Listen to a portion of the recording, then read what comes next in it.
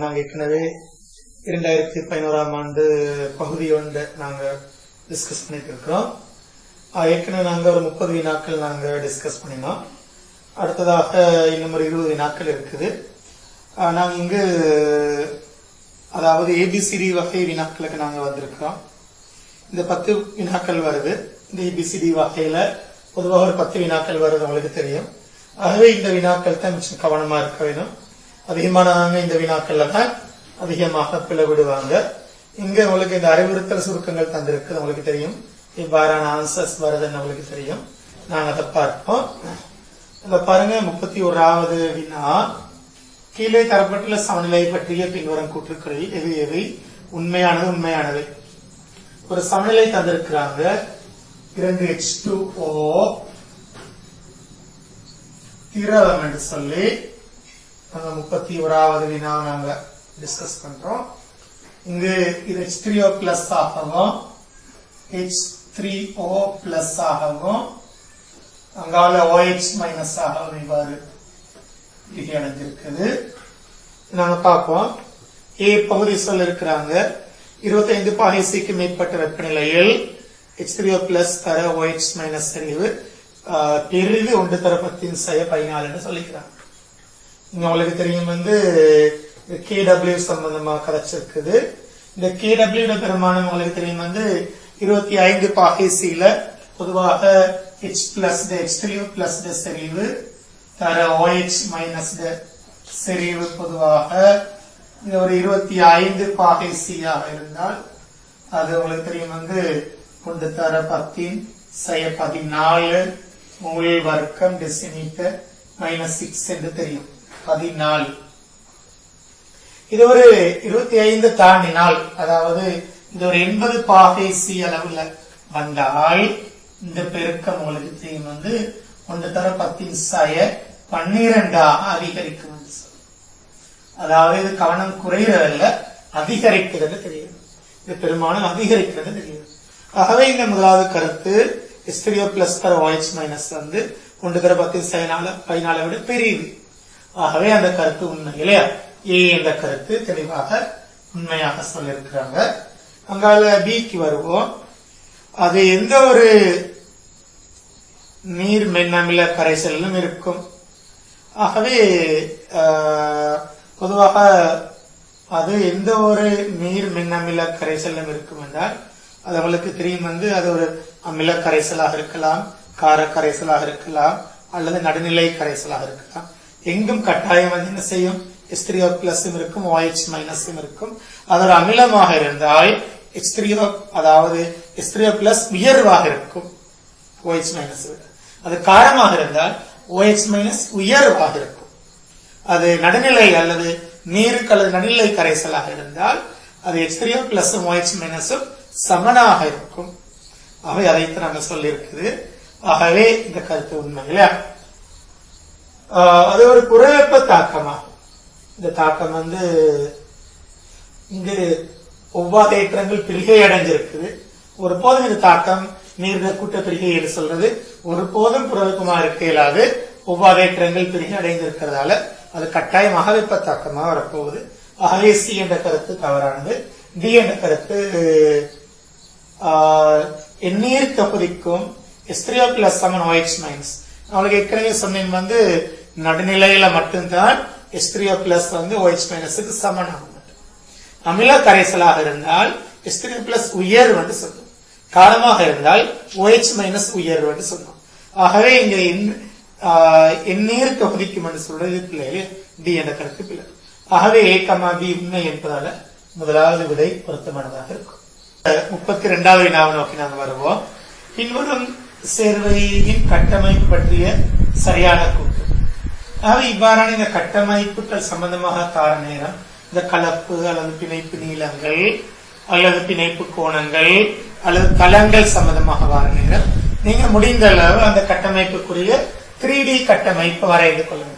அதாவது நீங்க கலப்பை பார்த்து 3D வரைங்க. அப்ப உங்களுக்கு இந்த இவ்வாறான வினாக்களுக்கு ஆன்சர் பண்ணலாம். வளமையாக இவ்வாறான ஒரு வினா உங்களுக்கு எக்ஸாம்ல வரது தெரியும். ஆகவே நான் இந்த சி டபுள் பொண்ட நான் மையமா எடுக்கிறேன். நான் கலைக்கிற 32வது வினா. ஆகவே நான் சி டபுள் பாண்ட் சி நான் எடுத்தால் இந்த பக்கத்துல sp2 கலப்பு 2H இருக்கு. ஆகவே அனலவாக தல முக்கோணமாக வரையலாம். இங்கால 2 CH3 இருக்குது, தல முக்கோணமாக வரையலாம். ஆனால் உங்களுக்கு தெரியும் வந்து இது CH3 வாரது நான்முகி கட்டமைப்பு, இங்கேயும் CH3 வாரது sp3 நான்முகி கட்டமைப்பு.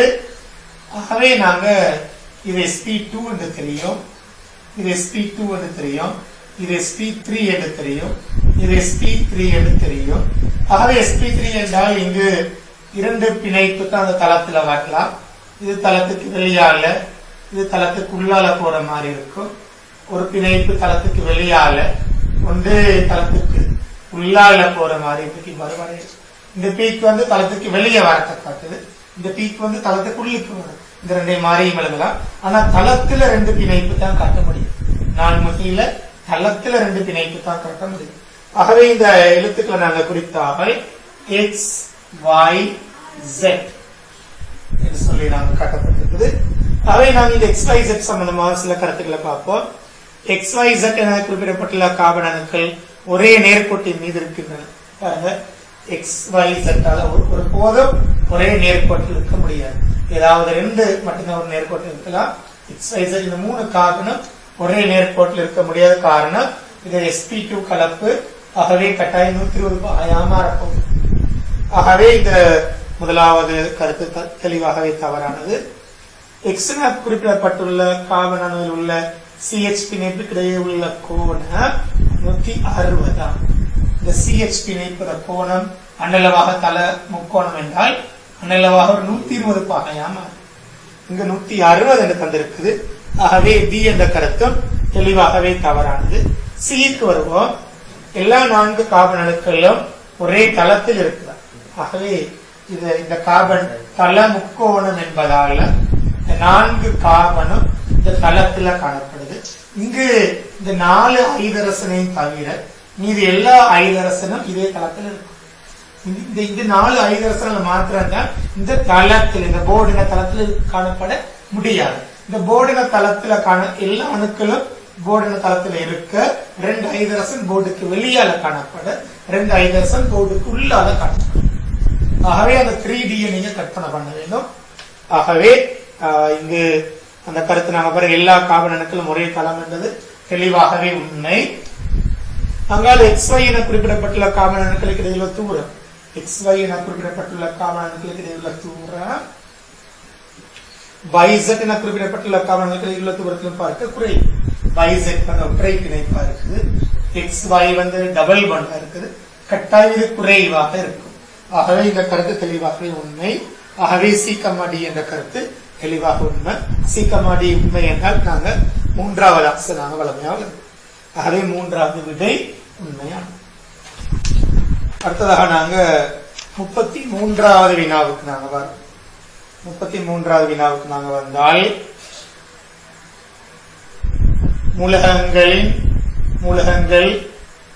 மூலகங்களின் கமா சேர்வைகளின் பிரித்தெடுப்பு அல்லது உற்பத்தி தொடர்பாக சரியான கூற்றுக்கள் என்று சொல்லியிருக்குது. சோடியம் உலோகத்தின் பிரித்தெடுப்பில் NaCl உருகிய நிலையில் கொண்டுவர தேவைப்படும் வெப்பநிலையை குறைப்பதற்கு கால்சியம் குளோரைடு பயன்படுத்தப்படும். ஆகவே உங்களுக்கு இப்ப சிலபஸ்ல இல்லாவிட்டாலும் இந்த டவுன்ஸ் கலர் முறையில சோடிய பிரித்தெடுப்பு நீங்க தெரிய வேண்டும். வந்து இந்த சோடியத்துல NaCl உருகு நிலையை குறைக்கிறதுக்கு நாங்க அங்க கால்சியம் குளோரைடு சேர்ப்போம். வந்து ஆகவே இது ஒரு நிஜமான ஒரு கருத்து. அதாவது சோடியம் கால்சியம் குளோரைடு நாங்க சேர்க்கிறதால இந்த தொகுதியில அந்த களத்துல வெப்பநிலை எடுத்தால் ஒரு 600 பாகை அளவுல குறைக்கப்படுதுன்னு உங்களுக்கு தெரியும். ஆகவே அந்த களத்துல வெப்பநிலையை குறைக்கிறதுக்கு தான் நாங்க அந்த வெப்ப விரயத்தை குறைக்கிறதுக்கு அங்க கால்சியம் குளோரைடு நாங்க சேர்க்கிறது உண்மை. ஆகவே முதலாவது A என்ற கருத்து உண்மை. அலுமினியம் உலோகத்தின் பிரித்தெடுப்பின் போது அங்க சொல்லிருக்குது கோட்சைட்டை தூயதாக்கல் முதற்படியாகும் என்று சொல்லி உங்களுக்கு தெரியும். வந்து பொதுவாக இந்த அலுமினிய பிரித்தெடுப்புல வந்து அலுமினிய பிரித்தெடுப்பு பொதுவாக எங்களுக்கு 2011ஆம் ஆண்டோட நாங்க எடுத்து போட்டாச்சு. இருந்தாலும் இந்த கருத்து உண்மையான கருத்துன்னு தெரிய வேணும். அங்கால யூரியா உற்பத்தியில் அமோனியாவும் கார்பனோரோசைட்டும் மூலப்பொருட்களாக பயன்படுத்தப்படுதான். இந்த யூரியா பிரித்தெடுப்பு கூட போன சிலபஸ்ல இல்ல, 2019ஆம் ஆண்டு சிலபஸ்ல இருந்தாலும் அங்க கார்பனோரோசைட் பாதிக்கிறது அது தவறானது. Urea திரவமும் CO2 திரவமும் பயன்படுத்தப்படுது. அரேசி என்ற கருத்து தவறானது. இயற்கை வாயுவில் உள்ள H2S இருந்து கந்தகத்தின் உற்பத்தியில் SO2, H2 ஆகிய வாயுக்கள் பயன்படுத்தப்படுகின்றது. ஆகவே இங்க பொதுவாக சல்பர் உற்பத்தி என்பது கூட எங்களுக்கு சிலபஸ் இல்லை. இருந்தாலும் H2S இருந்து கந்தக உற்பத்தி என்று சொல்றது அவ்வாறு நிகழாது. கந்தகத்துல தாதுக்கள் இருந்தால் நாங்க சல்பர் நாங்க பிரித்திருப்போம் பொதுவாக. ஆகவே இங்கு C,D என்ற கருத்துக்கள் தவறானது. இது ஒரு பழைய சிலபஸ் வினாவாக இருந்தாலும் A,B என்ற பகுதி சரியானது. ஆகவே நாங்க 34வது வினா, நாங்க இப்ப பார்த்தது 33வது வினா, அது ஓல்ட் சிலபஸ் வினாவாக இருந்தாலும் அதுக்கு முதலாவது விடைய நாங்க வழங்கினோம். 34வது வினா நம்ம வந்தால் இயற்கை ரப்பர் பற்றிய பின்வரும் கூற்றுக்கள் எவை உண்மையானவை. இயற்கை ரப்பர் சம்பந்தமாக நாங்க கலைச்சிருக்கிறோம். ஆகிய நம்மளோட சிலபஸுக்குள்ள வரக்கூடிய ஒரு பகுதி. இயற்கை ரப்பர்லான டயர்கள் வழியில் எரிக்கப்படும் போது SO2, CO2 ஆகிய வாயுக்கள் விடுவிக்கப்படுகின்றன. உங்களுக்கு தெரியும் டயர் இண்டஸ்ட்ரியில இரப்பர் நாங்க வல்கனைஸ் படுத்துறதுக்கு ஒரு ஏறத்தாழ ஒரு 3-5% சல்பரோட நாங்க சேர்த்து எரிக்கிறோம்.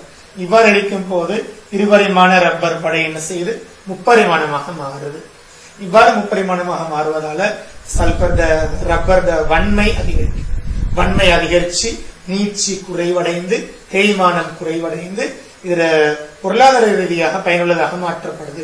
பொதுவான இந்த வல்கனைஸ்படுத்தப்பட்ட ரப்பர் சாதாரணமாக இந்த டயர் இண்டஸ்ட்ரியில அதிக அளவு பயன்படுத்தப்படுது. ஆகவே இந்த A என்ற கருத்து அதிக அளவுல சரியானது. இந்த ரப்பரை நீங்க ஒரு 25-30% வல்கனைஸ்படுத்தும் போது எபனைட்டு பெறப்படுவது உண்மை. இந்த கருத்து நீங்க தெரிஞ்சிருக்க வேண்டும். அதனால B என்ற கருத்து பாருங்க, இயற்கை ரப்பர் சொல்லிருக்கிறது இயற்கை ரப்பர் புரோப்பீனின் ஒரு பல்பகுதியம். இந்த இயற்கை ரப்பர் சொல்றது இந்த புரோப்பீன் பல்பகுதியம் அல்ல, நாங்க சொல்றது ஒரு ஐசோபிரின் இல்லையா, ஐசோபிரின் சொல்றோம் நாங்க. இந்த ஐசோபிரின் பல்பகுதியை தான் நாங்க இயற்கை ரப்பர் சொல்றது. இந்த ஐசோபிரின் சொல்றது நம்மளுக்கு தெரியும் இவ்வாறு CH2 CH2 இங்கால CH3 H என்று சொல்லி வரும். அதாவது நாங்க C5H8 மூலக்கூறு, C5H8 மூலக்கூறு. ஆகவே இந்த அங்க சொல்லப்பட்ட கருத்து தெளிவாகவே தவறான கருத்து. ஆகவே புரோப்பீன் ஒரு பல்பகுதியம் சொல்ல தெளிவாகவே இல்லை. அங்கால C என்ற கருத்துக்கு வாங்க. இயற்கை ரப்பர் குறுக்கு நிலை அமைப்புகள் இரட்டை பிணைப்புகள். இயற்கை ரப்பர்ல குறுக்கு பிணைப்புகள் இவ்வாறு வர முடியாது. வல்கனைஸ்படுத்தப்பட்ட ரப்பர்ல தான் குறுக்கு பிணைப்புகள் இருக்கு. இதுல நாங்க இது ஒரு பகுதி எடுத்தால் இங்கால நீல வரும் அலகு, இவ்வாறு நீல வரும் அலகு இயற்கை ரப்பருக்கு வருது, இவ்வாறு நீல வரும் அலகு வருது. இந்த நீல வரும் அலகுக்கு நாங்க எண் போட்டால் நாங்க அந்த பை பகுதியை சொல்றோம். ஆகவே இது ஒரு வலை பின்னல் கட்டமைப்பு கொண்டிருக்கு. இங்க குறுக்கு பிணைப்புகள் காணப்படாது. இந்த இரட்டை பிணைப்பு, இந்த பொலிமர்ல பல்பகுதியில் இரட்டை பிணைப்பு காணப்படுவது தான் காரணம். இதை வல்கனைஸ்படுத்தப்பட முடியும் என்று சொல்றது. குறுக்கு பிணைப்புகளை உருவாக்க முடியும் இதனால. ஆகவே அங்க சொன்ன அந்த கருத்தும் தவறானது. இயற்கை ரப்பர் வல்கனைஸ்படுத்துகை கார்பன் சங்கிலிகளுக்கிடையே குறுக்கு பிணைப்புகளை அதாவது குறுக்கு பிணைப்புகளை புகுத்துகின்றது. ஆகவே இயற்கை ரப்பர் வல்கனைஸ்படுத்தும் போது இந்த குறுக்கு பிணைப்புகள் உருவாக்கப்பட்டது தெளிவான உண்மையில். இவ்வாறு நாங்க இயற்கை ரப்பர் நாங்க இவ்வாறு நாங்க எடுத்தால் இவ்வாறு நாங்க இயற்கை ரப்பர் நாங்க இவ்வாறு எடுக்கிற நேரம் இந்த பிணைப்புகளுக்கு இடையில் இவ்வாறு சல்பர் சங்கிலிகள் இவ்வாறு குறுக்கு பிணைப்புகளை ஏற்படுத்துது. இவ்வாறு குறுக்கு பிணைப்புகளை ஏற்படுத்துறதால இருபரிமாண படை முப்பரிமாணமாக மாறுது. இந்த சல்பர் எண்ணிக்கை வந்து S8 என்று காணப்படுது. அது 1 தொடக்க 8 வரையில காணப்படலாம். ஆனா சிறந்த வல்கனைசுப்படுத்தல் இந்த X வந்து 2ஆக இருக்கும். பொதுவாக சல்பர் எண்ணிக்கை 2ஆக காணப்படுது.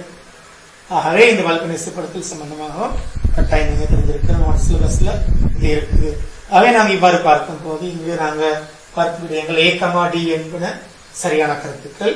ஆகவே A, D சரியாக வந்தால் நாங்க பொதுவாக 4வது விடை சரியான சொல்லி நாங்கள் அழைப்போம். அடுத்ததாக 35வது வினாவை நோக்கி நாங்கள் வருவோம். பின்வரும் செயல்முறைகளில் எதனால் அல்லது இவற்றால் H2 வாயு விடுவிக்கப்படும் சொல்லு. அதாவது இது ஒரு மின் பகுப்பட சம்பந்தப்பட்ட ஒரு விஷயம். வந்து செப்பு மின்வாய்களை பயன்படுத்தி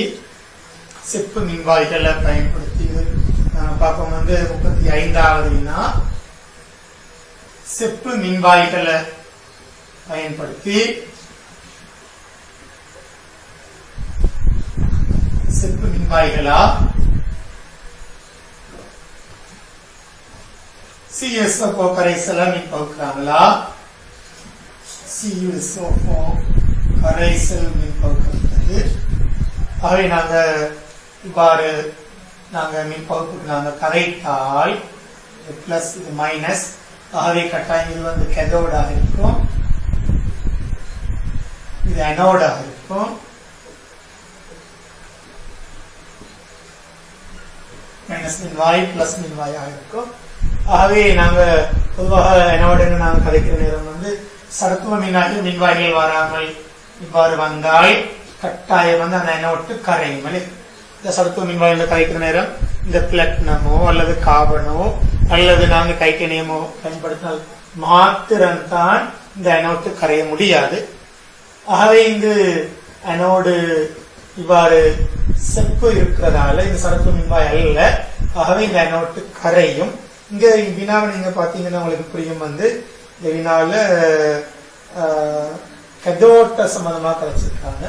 ஆகவே இங்க இது கரையும் போது இங்க கதோட்ல இந்த கரைசல் உள்ள பிளஸ்ல குறைந்தது வந்து Cu2 பிளஸ் இங்க வந்து படிக்கும். ஆகவே இங்க Cu2 பிளஸ் இங்க படியுது, இங்க Cu கரையுது. Cu கரைந்து Cu2 பிளஸ் ஆகுது. இங்க கரைசல் உள்ள Cu2 பிளஸ் இங்க கதோட்ல படியுது. இரண்டாவது நாங்க பார்ப்போம் பிளாட்டின மின்வாய்களை பயன்படுத்தி பிளாட்டின மின்வாயை நாங்க சடத்துவ மின்வாயை நாங்க பாதிக்கிறோம். பிளாட்டின மின்வாயை நாங்க பயன்படுத்தி CSO கரைசல் மின் பகுக்கிறீங்க. CSO கரைசல் மின் பகுக்கப்படுது. ஆகவே இதோட சடத்துவ மின்வாய் என்பதால இந்த கரைசல்ல உங்களுக்கு தெரியும் வந்து Cu2 பிளஸ் இருக்குது, SO2 மைனஸ் இருக்குது, H பிளஸ் இருக்குது, OH மைனஸ் இருக்குது. ஆகவே இந்த இடத்துல இது ஒரு பிளஸ் அதாவது அனோடு, இது கேதோடு மைனஸ். ஆகவே இந்த பிளஸ்ல மைனஸ் வர வேண்டும். ஆகவே SO4 ஒரு நாளும் மின்னிறக்கம் அடையாதுன்னு தெரியும்.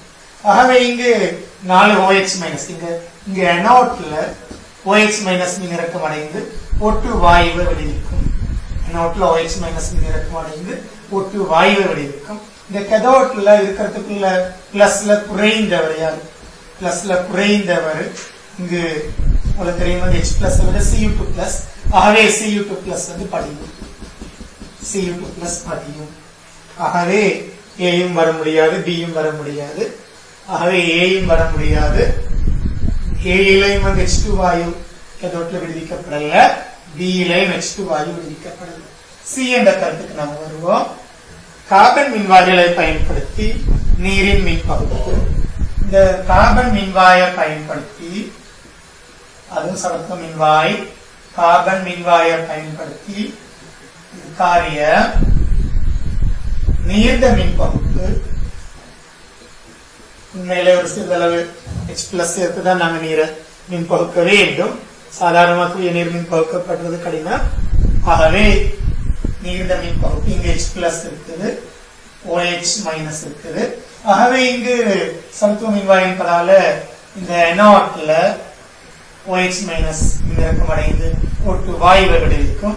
கேதோட்ல H பிளஸ் மின்னிறக்கம் அடைந்து H2 வாயுவை விடுவிக்கும். ஆகவே இங்கு கேதோட்ல Cல இந்த கேதோட்ல C என்ற கருத்து தவறானது.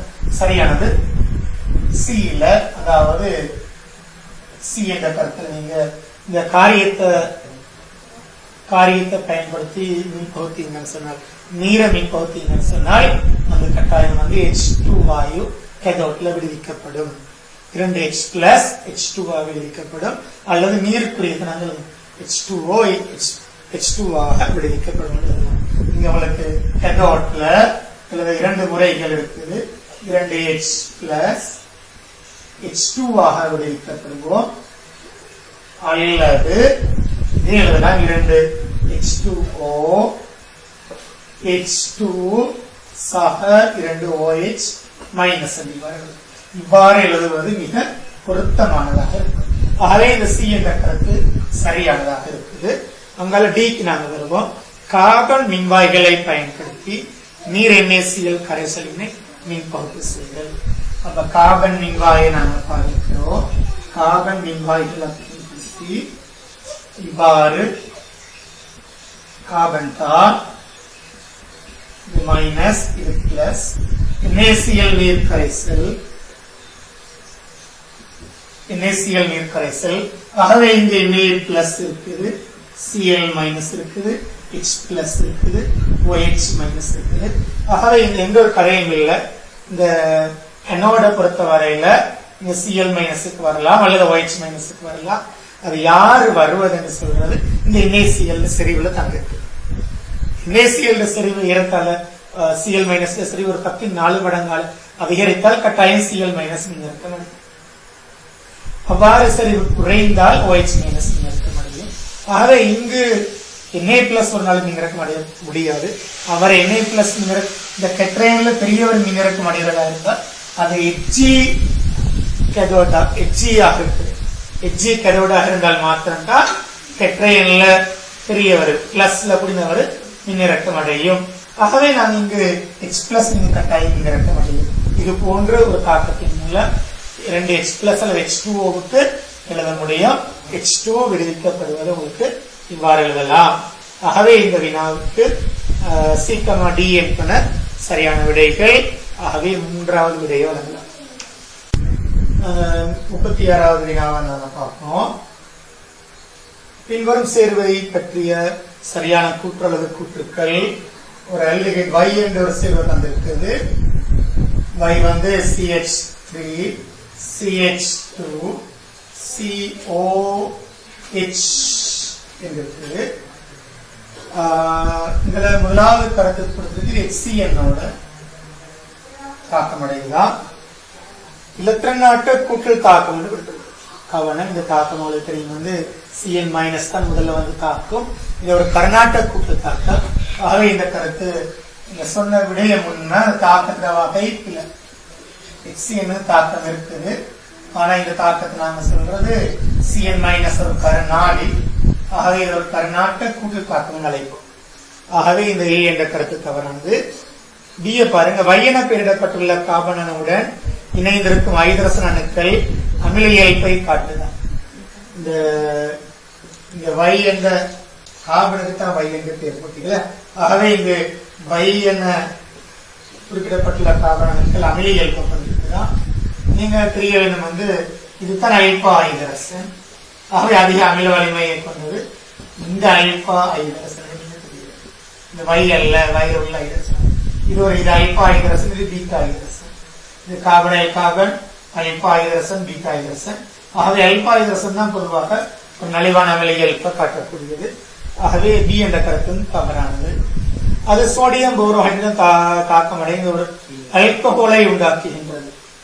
இது சோடியம் போரோஹைட்ரேட்டா.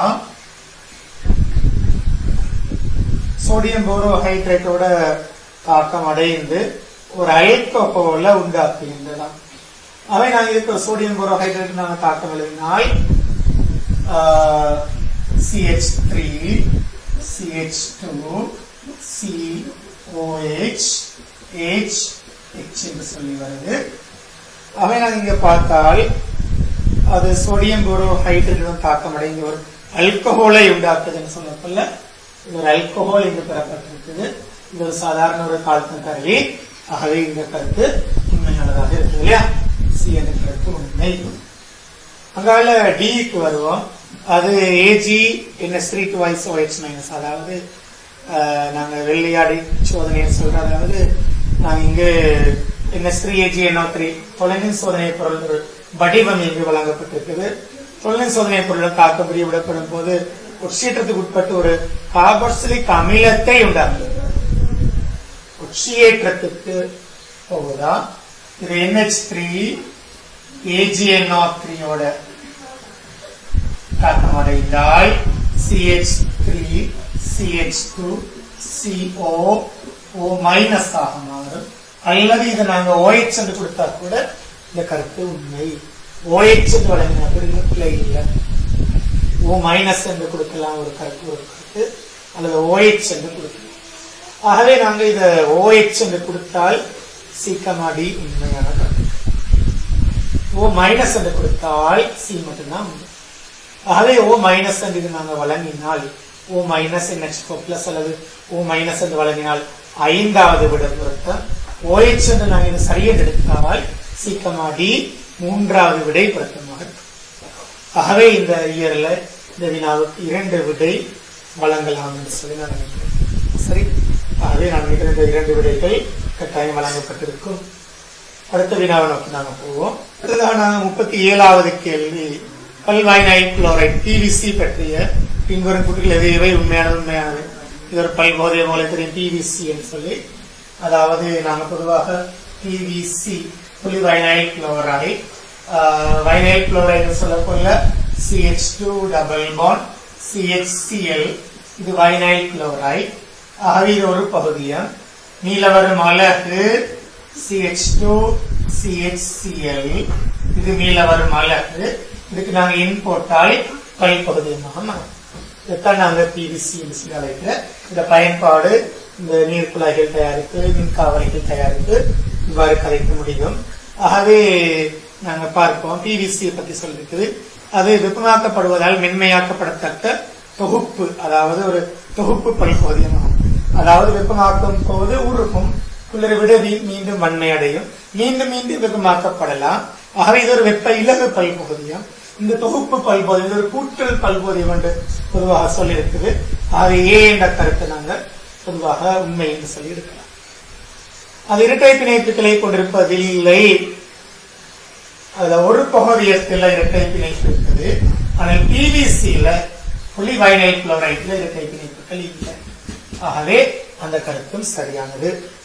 அங்கால அது CHCl double bond CHCl சொல்லிருக்கிறது CHCl என்று சொல்லி டபுள் பாண்ட் CHCl கூட்டு பல்போதியத்தினால் உண்டாக்கப்படாது.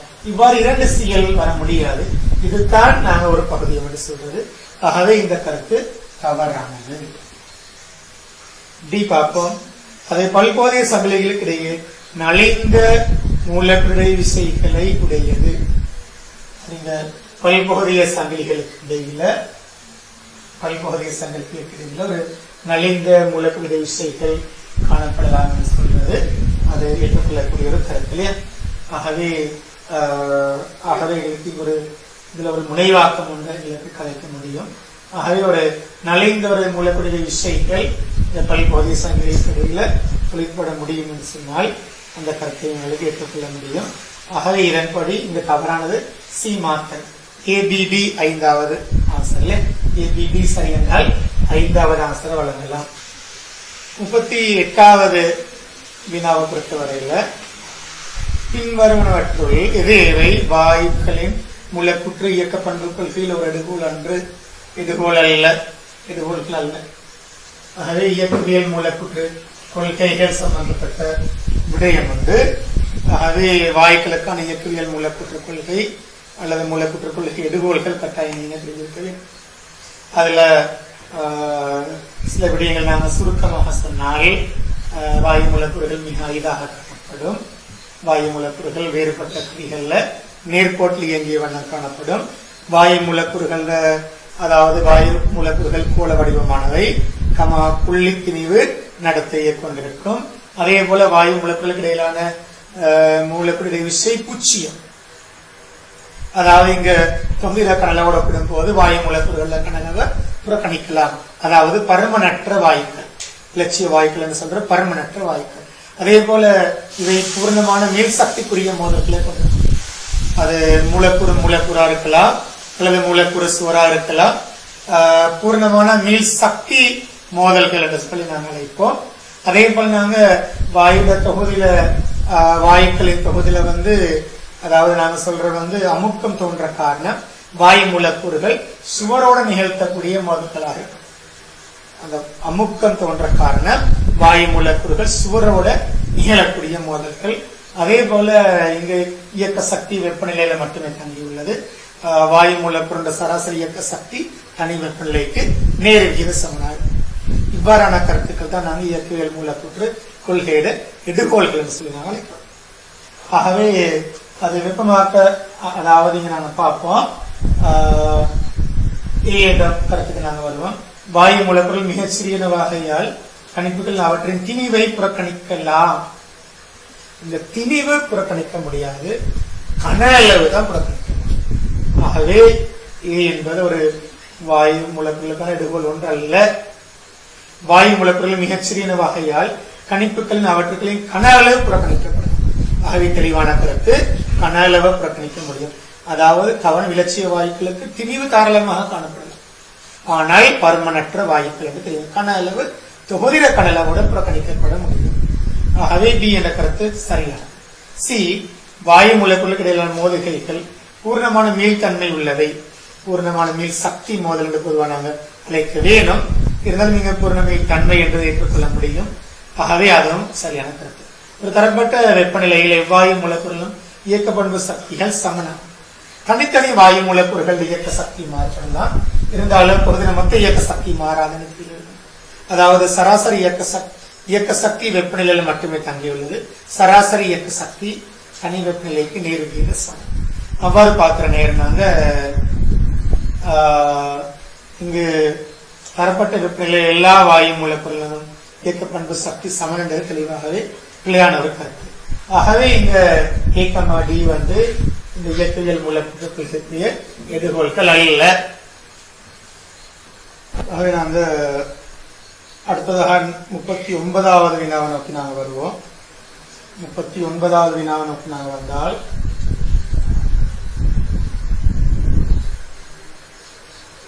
ரதபோட்டின் பொன் மென்தகட்டு பரிசோதனை பற்றிய பின்வரும் கூற்றுகள் எவை உண்மையானது உண்மையானவை. ரதபோட்டு பொட்டகட்டு பரிசோதனை ஞாபகம் இருக்கும். ஒரு மிக மெல்லிய பொட்டகடு ஏயுசி. இந்த கைகர் மாஸ்டர் என்பவங்க இல்லையா, ரதபோடால ரதபோட அடியார்கள் அல்லது அவங்களோட ஸ்டூடெண்ட்ஸ் 2 பேரு இந்த கைகர் மாஸ்டர் என்பவங்க என்ன செஞ்சாங்க, மெல்லிய பொட்டாட்டு மீது இந்த ஹெல்பா கதிர்கள்ல மோதலித்தாங்க.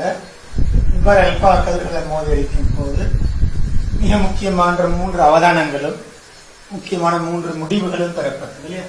அதிகமான கதிர்கள் எதுவித திரும்பலுமின்றி அதே திசையில சென்றது. ஒரு சில கதிர்கள் விலகல் அடைந்தது. ஏற்கனவே 2000 கதிருக்கு ஒரு கதிர் போல சென்ற அதே திசையில திரும்பி வருவது அவதானிக்கப்பட்டது. 2000 கதிர் அல்லது சில இடங்கள்ல 20,000 கதிர்னு சென்ற 2000 கதிருக்கு ஒரு கதிர் போல சென்ற அதே பாதையில திரும்பி வருவது அவதானிக்கப்பட்டது. சில திருப்பு முறிவுக்கு உட்பட்ட அதே போல ஏறத்தாழ இவ்வாறு நடக்கும். ஆகவே நாங்க இதன்படி நாங்க பார்ப்போம். எல்லா நீரேற்றங்களும் கருவணப்படும் ஒரு சிறிய பிரதேசத்தில் இருக்கின்றன. ஆகவே ஒரு அணுவுள்ள மொத்தத்திலேயே ஒரு சிறிய ஒரு பகுதியில செறிந்து காணப்படுது என்று இந்த ரதபோடால சொல்லப்பட்டது. ஆகவே அந்த கருத்து தெளிவாகவே சரி. அதைத்தான் நாங்க பிற்காலத்துல கரு என்று சொல்லி அழைக்கிறோம். இந்த கருவை சுற்றி இலத்திரன்கள் அசையும் ஒரு பெரிய பெரிதான ஒரு பெரிதான வெளியை அணுவுடையது. அதாவது அதிகமான கதிர்கள் அதே திசையில சென்றதால இந்த அணுவின் பெரும் பகுதி நாங்கள் வெற்றிடம் என்று சொல்றோம். ஆகவே இந்த பி என்ற கருத்தும் தெளிவாகவே இல்லை. தொம்சனின் அணு மாதிரி ஒரு ஏற்கத்தக்கதாக நிறுவப்பட்டுள்ளது. இந்த கதையே ரதர்ஃபோர்டு இந்த தொம்சன் மாதிரி ஒரு தவறு என்று சொன்னதே ரதர்ஃபோர்டு அணுவின் மாதிரி ஒரு இது இந்த 18 பரிசோதனைக்கு பிறகுதான் ரதர்ஃபோர்டு அணு மாதிரி ஒரு சொல்லப்பட்டது. இலத்திரங்கள் நிலையான ஒழுக்குகளில் செல்கின்றன. நிலையான சக்தி மட்டங்களை சொன்னது நீல் போர். ஆகவே இந்த அணு மாதிரி உருக்களுக்கு வந்தால் அது முதலாவது ஜே தொம்சன், இரண்டாவது ரதர்ஃபோர்டு, மூன்றாவது நீல் போர். நீல் போர் நான் அழைக்கிற அல்லது போரின் மாதிரி சொல்லி அழைக்கிற. ஆகவே ஜே தொம்சன் இந்த கருத்து தவறானது சொல்லி ரதர்ஃபோர்டால காட்டப்பட்டது. ரதர்ஃபோர்ட கருத்து நீல் போரால மாற்றி அமைக்கப்பட்டது. நீல் போர்ட கருத்துக்கு பின்னால் அணுவின் நவீன மாதிரி உருவாக்கப்பட்டது. இவர்கள் 3 பேர் சொல்ற நேரம் கூட அணு கருவுள்ள நியூத்திரன்கள் கண்டுபிடிக்கப்பட்டிருக்கின்றன. நியூத்திரன்கள் கண்டுபிடிக்கப்பட்ட பிறகுதான் அணுவின் நவீன மாதிரி உருவாக்கப்பட்டது. ஆனால் இந்த நீல் போரால நீங்க தெரிய வேண்டும், நீல் போர் தான் நிலையான சக்தி மட்டங்கள் இருக்குதுன்னு சொல்லி காட்டினவர் நீல் போர் நீங்க தெரியும். ஆகவே நாம் இத பிளாங்ஸ் புடிங் மாதிரி வரும், ரதர்ஃபோர்ட்ல கோள் மண்டலம் மாதிரி வரும், நீல் போர் தான் மாதிரி அழைக்கிறோம். ஆகவே நாங்க இந்த கடைசி அந்த டி கருத்தும் தவறானது. ஆகவே ஏகமா டி என்பன ரதர்ஃபோர்ட புத்தக பிரசாரங்களோட சம்பந்தம். 40வது வினாவுக்காகவே முதலாவது விடை எங்களுக்கு மாறா வெப்பநிலைகளில் பின்வரும் படிமுறைகள் அல்லது படிமுறைகளில் நீர்க்கரசல் pH ஆனது 2 அலகால உயர்த்தப்படுகின்றது. 2 அலகால உயர்த்தப்பட வேண்டும். கரைசலில் உள்ள H+ செறிவு 200 மடங்கினால் குறைத்தல். H+ செறிவு 100 மடங்கினால குறைத்திருந்தால் 2 அலகால மாற்றப்பட்டிருக்கும். 10 அலகால குறைத்தால் 10 மடங்கால குறைத்தால் 1 அலகு மாறும். 100 மடங்கால குறைத்தால் 2 அலகு உயர்த்தப்பட்டிருக்கும். ஆகவே இங்கு அந்த 200 மடங்கால குறைத்தல் என்று சொல்றது தவறானது. அங்கால பி கரைசலில் உள்ள H+ செறிவை 2 மோல் டெசிமீட்டர் -3 குறைத்தல். இந்த கருத்து கூட தவறானது. நான் சொன்ன போல ஒன்று 10 மடங்கு அல்லது 100 மடங்கு அல்லது 1000 மடங்கு வரும் பொழுதுதான் pH ஒவ்வொரு அலகால மாற்றப்படும். கரைசலில் உள்ள H+ செறிவை 100 மடங்கினால் குறைத்தல். ஆகவே நாம் இவ்வாறு 100 மடங்கால குறைக்கும் போது pH இங்கு 2 அலகால உயர்த்தப்படும். pH 2 அலகால உயர்த்தப்படும். உதாரணமாக 1m HCl நாம் எடுத்துக்கொண்டால் pH அவங்களுக்கு தெரியும் 0 என்று சொல்லி இதை 100 மடங்கால குறைக்கும் போது 1 m HCl என்று சொன்னால் pH 2 மாறும். ஆகவே இதன்படி சி என்ற கருத்து தெளிவாகவே உண்மை. கரைசலில் உள்ள H+ செறிவை கரைசலில் உள்ள H+ செறிவை 0.01 மோல் டெசிமீட்டர் -3 குறைத்தல்.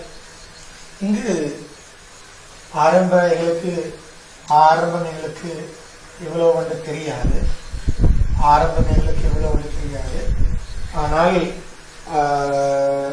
0.01 எம்மினால் குறைத்தல் என்று தந்திருக்கிற அவ்வாறு செறிவை இவ்வாறு குறைக்கிறதால இந்த 10 மடங்கு ஒருபோதும் பெறப்பட முடியாது.